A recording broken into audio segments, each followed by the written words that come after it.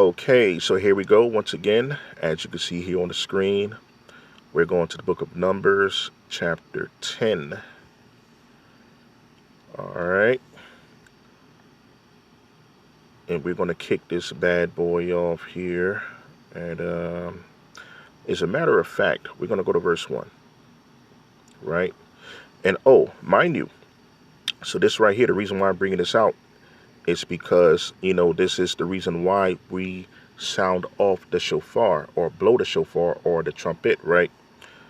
Now, also to let you know, like if you're well seasoned or, if you have a deeper understanding with the musical instruments that we use, right? The shofar and the trumpet is totally different musical instruments that we use to the Most High and for certain assemblies and occasions, right? But that's like for like another totally whole different video, right? But this right here, like I was saying, the reason why I'm bringing this out is to give you an idea of the reason why. For those who are unaware or don't know, this gives you a reason why we sound off the trumpet, right? Or the shofar. It's for a literal sense, a physical sense, and a spiritual sense, right?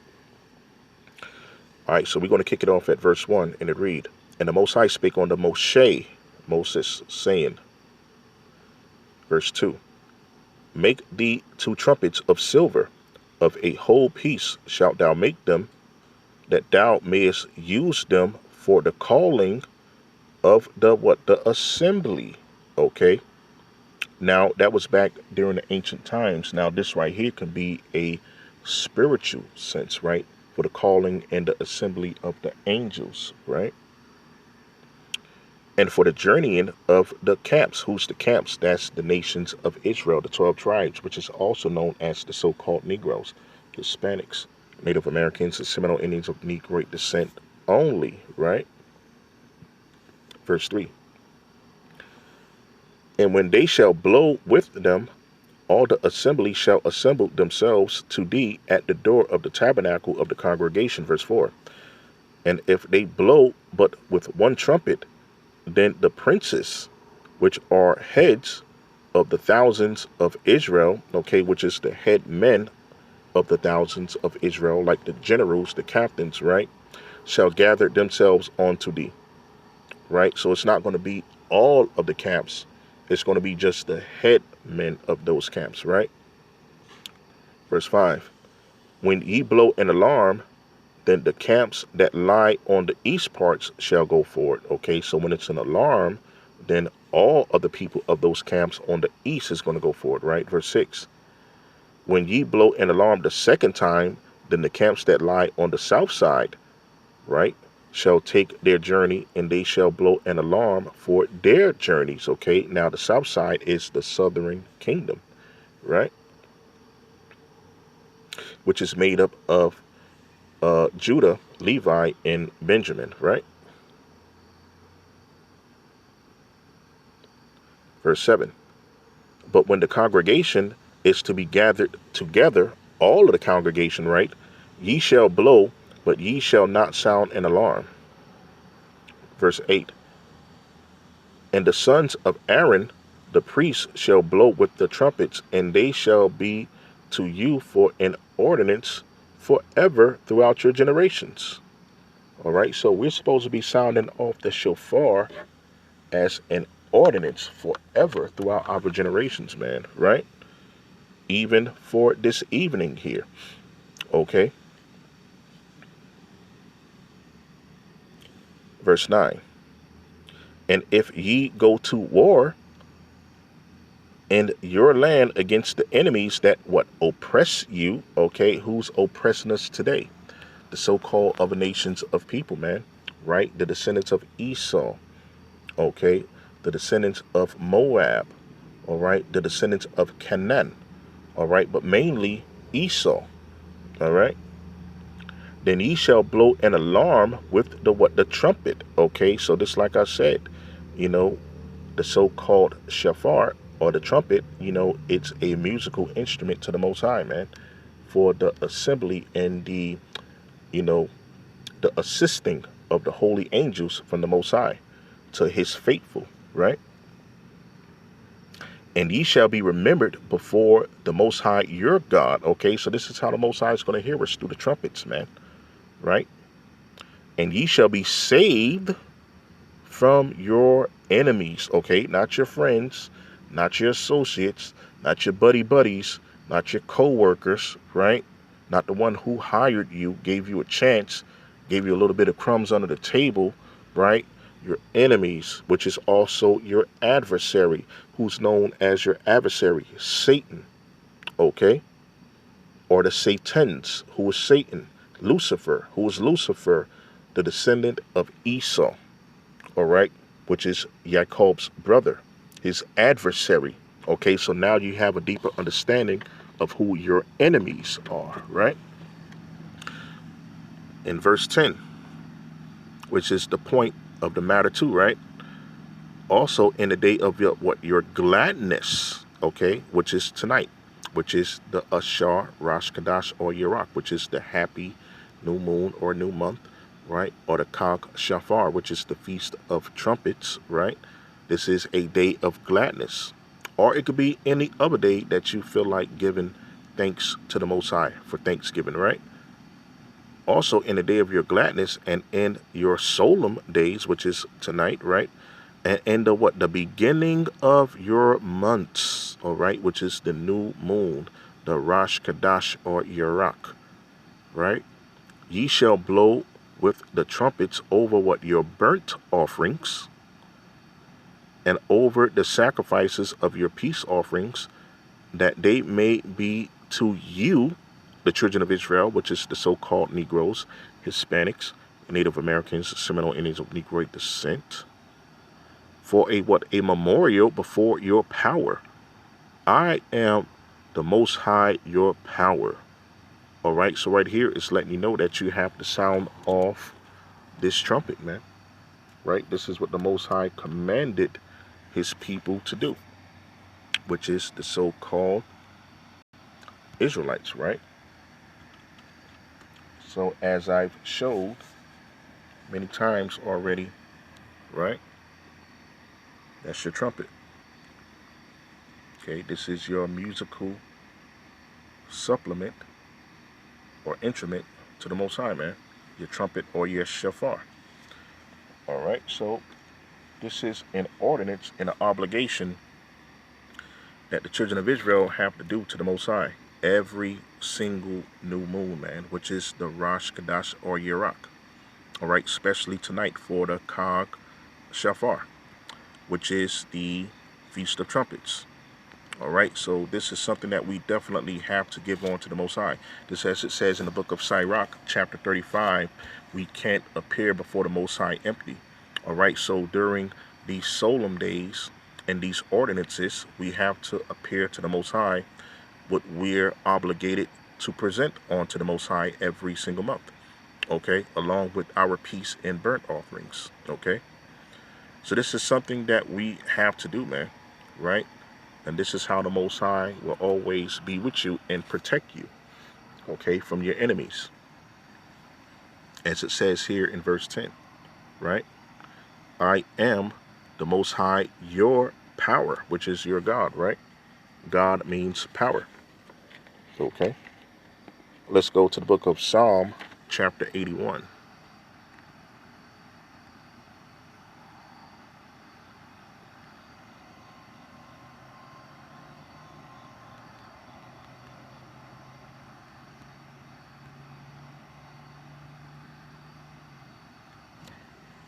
Okay. And we're going to start at verse 1. All right. Just to get the context, right? And it read, sing aloud unto the Most High power, our strength. Make a joyful noise unto the power of Jacob. Okay. How do we make that joyful noise, right? We sound off the shofar. We give our praises, our hymns, our prayers, right? Verse 2. Take a psalm and bring hither the tambrel, which is the modern day tambourine, right? The pleasant harp with the psaltery. Verse 3. Blow up the trumpet, okay, which is the shofar, when? in the new moon, right? The Rash, Chadash, or Yarahk, in the time appointed, okay?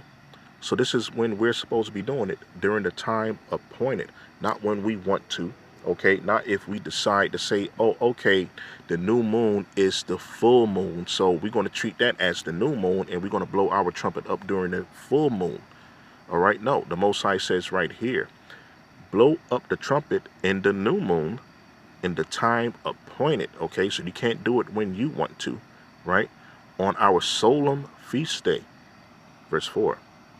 For this was what a statute for Jacob, okay, and a law of the God of Jacob, which is Israel, all right? This is a law, man, right? We're supposed to do it during the time appointed, all right? So you're not supposed to be having the ending of your Feast of Tabernacles today or yesterday or 2 days ago, right? You're supposed to celebrate the new moon during the time appointed, which is the dark moon, man, right? Verse 5. This he ordained in Joseph for a testimony, right, which is the northern kingdom, all right? When he went out through the land of Egypt, where I heard a language that I understood not, okay? Now, right here, it's during the time when Alexander the Greek and Ptolemy, you know, his army general, they conquered the people of Cush in that land, and they took over so-called Mizraim and called it Egypt, which is bondage for the Israelites, okay, during Exodus chapter 1, when the new king arose and didn't recognize Joseph as second in command, right? That was the descendants of Esau, the Romans, right? Verse 6, I removed his shoulder from the burden, his hands were delivered from the pots, all right, meaning that we were no longer in servitude, right? Verse 7, thou callest in trouble, and I delivered thee, I answered thee in the secret place of what? Of thunder. Okay, so that just goes to show that that's the Most High's voice. When you hear those thunderings, all right, that's the Most High speaking, right? I proved thee at the waters of Meribah, all right, that's at the crossing. Verse 8, hear, O my people, which is Yasharah once again, right? I will testify unto thee, O Israel, if thou wilt hearken unto me. Verse 9, there shall no strange lowercase god be in thee. All right, so you shouldn't have no Krishna, no Buddha, no Shiva, no Madhavna, no Shamos, which is modern day Taoism. Okay, you shouldn't have no Egyptology, which is Queen Isis, whore Isis, right? You shouldn't be following Jezebel, okay, which is a descendant from the daughter of Babylon, confusion, right? You shouldn't be following churchianity, Chrislam, right? Mohammed, right? You shouldn't be having these false gods, man. Yourself as a god, self-projectory, right? African spirituality, right? This is what the Most High says, man. Verse 9 again from the top. There shall no strange god be in thee, neither shalt thou worship any strange god. All right, verse 10. I am the Most High thy power, which brought thee out of the land of bondage, all right? Not Krishna, not Shiva, not Madhava, not Isis, not Heru, not Horus, okay? Not so-called Jesus, all right? Not Allah and Muhammad, not Chemosh, okay? Not Fuchsius, not yourself, right? Not your African ancestors, right? The Most High said this, I am the Most High, your power, which brought thee out of the land of bondage, right? Which is the first bondage, and he's going to do the same for this bondage, right? Open thy mouth wide, and I will fill it, all right? So this is what he's doing with my mouth. I'm opening my mouth wide, and he's filling it with his words, his doctrine, his wisdom, knowledge, and understanding, his oil, his light, so to speak, man, right? So this is what the Most High does for his people, man. Let's go to the book of Isaiah, chapter 66.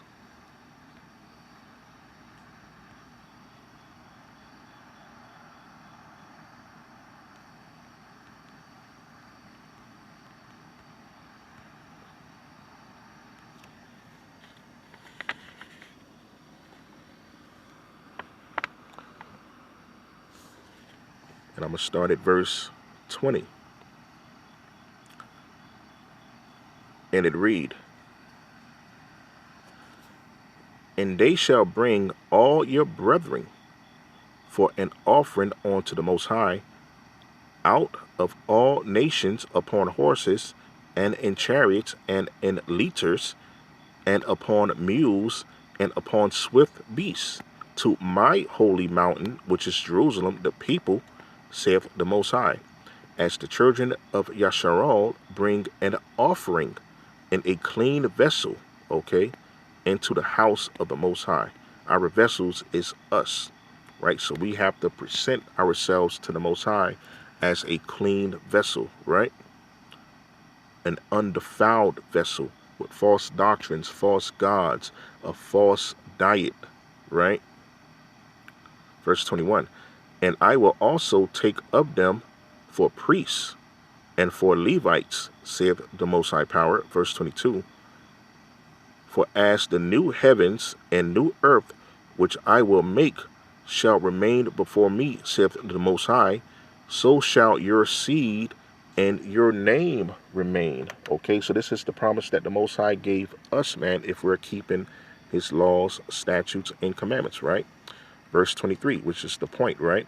And it shall come to pass that from what? One new moon to another, and from one Sabbath to another, shall all flesh come to worship before me, saith the Most High Power, right? Who's all the flesh? That's all of the flesh of the nation of Israel, right? Which is the descendants of the 12 tribes of Yaakov, you so-called Negroes, Hispanics, Native Americans, and Seminole Indians of Negroid descent, man, right? Let's go to the book of Ezekiel, chapter 46. Now this right here is in reference to the Rosh Chadash or Yarahk, right? This is your offerings that you have to give to the Most High during this time.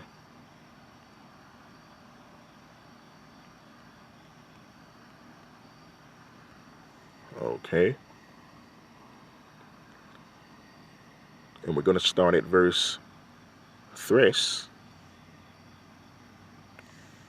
And it read, likewise, the people of the land shall worship at the door of this gate before the Most High, and the Sabbaths, and and the new moons. Okay. Verse 4. And the burnt offering that the prince shall offer unto the Most High Power in the Sabbath day shall be 6 lambs without blemish, and a ram without blemish. Verse 5. And the meat offering shall be for an ephah for a ram, and the meat offering for the lambs as he should be able to give. And an hin of oil, which is the olive oil, of course, for an ephah. All right, so the meat offering is the unleavened bread, and then you're going to have your lambs, okay, with that. Verse 6. And in the day of the what? The Rosh Chadash or Yarahk, which is the new moon written right here, it shall be a young bullock without blemish, and 6 lambs, and a ram, they shall be without blemish.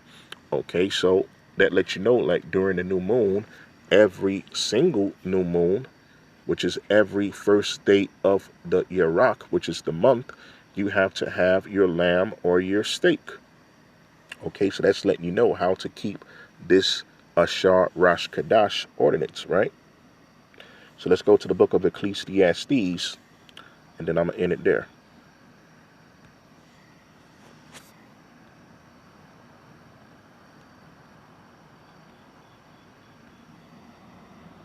Chapter 12.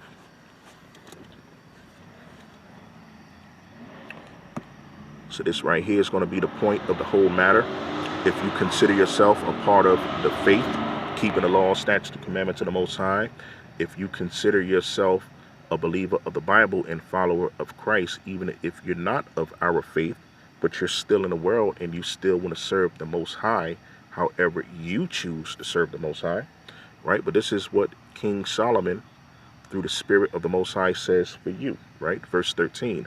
Let us hear the conclusion of the whole matter. Fear the Most High Power, and what? And keep his commandments. Okay, so that's the conclusion for you so-called Negroes, Hispanics, Native Americans, and Seminole Indians of Negroid descent, right? For this is the whole duty of man and woman, right? If you're of the nation of Israel. Verse 14. For the Most High Power shall bring every work into judgment with every secret thing. Okay, so if you're pillow talking, if you're being secretive, right? If you're being a back burner, okay, if you're being a talebearer amongst your people, the Most High sees you, man, right? The Most High sees you through your own eye, through your pineal gland. How do you think that the Most High connect with you? How do you think that the Most High speaks with you? He speaks with you through that third eye, man, that pineal gland. That's if it's not covered with veils, right? Or fluoride, as we like to say it today, right? Or any other defiled food from a defiled diet that you're eating, man, right? Verse 14 again from the top. For the Most High shall bring every work into judgment with every secret thing, whether it be good or whether it be evil.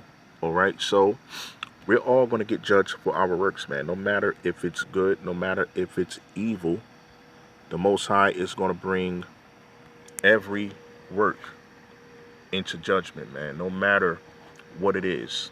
You know what I'm saying? So at least by knowing this, you want to be serving the Most High. You want to be on the right side of the Most High, keeping the laws, statutes, and commandments, being of the hopeful 1/3 elect, right? Hoping to make those chariots during the second arrival of our Savior, so to speak, right? So this is what you want to be doing, man. You want to be serving the Most High, especially if you're of the children of Israel. See, where we went wrong is we think that we can live like the other nations. We think that we're not under obligation or a contract to the Most High under the old covenant. So we want to live like the other nations. We want to be vain like the other nations. We want to hang out, party all the time, go to clubs, break the Sabbath, celebrate our birthdays, celebrate all of the vain, false customs of this society, man. And we're not supposed to be doing that as a nation of people because we're not as the other nations of people.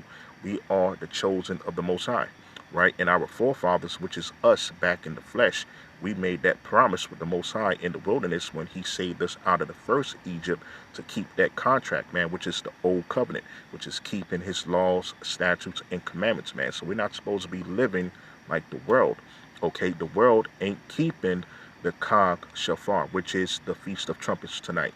They're not observing the new moon, keeping track of the time, letting us know that we're in the 7th month of the year.